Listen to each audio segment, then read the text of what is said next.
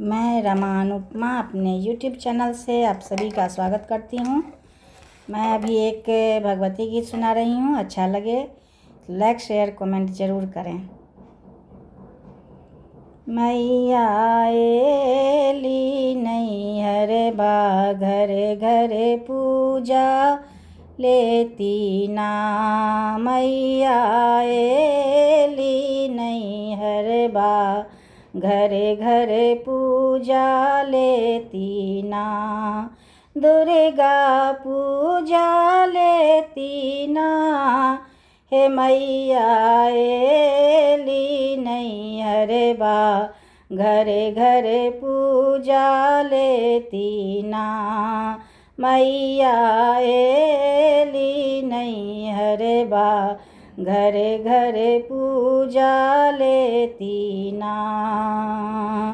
परिवार दिन मैया जन्म जे लेती।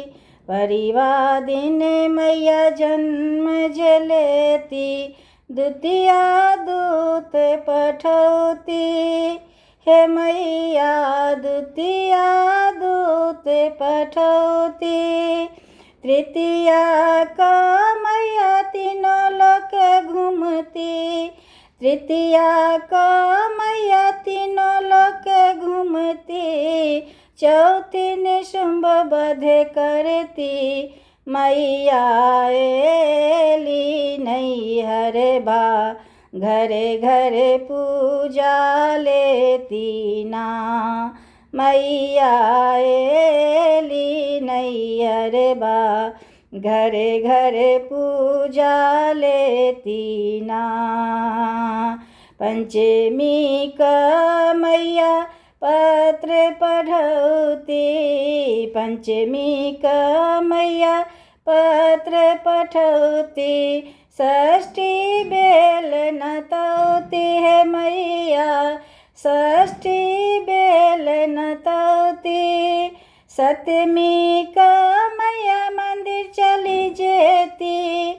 सप्तमी का मैया मंदिर चली जेती। अष्टमी निशा जगौती। मैया एली नैहर बा घरे घरे पूजा लेती ना। मैया एली नैहर बा घरे घरे पूजा लेती ना। मैया पूजा लेती ना। दुर्गा पूजा लेती ना।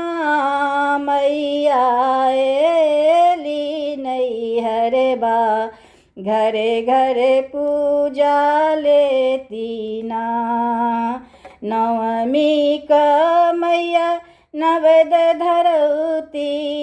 नवमी के मैया नवेद धरौती। दशमी जतरा करती है मैया दशमी जतरा करती। हंसैत खेलैत मैया घर चली जेती। हंसैत खेलैत मैया घर चली जेती। घरे घरे सबके कनौती। है मैया एली नैहर बा घरे घरे पूजा लेती ना।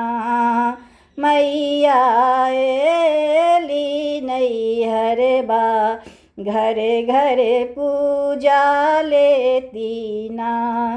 दुर्गा पूजा लेती ना।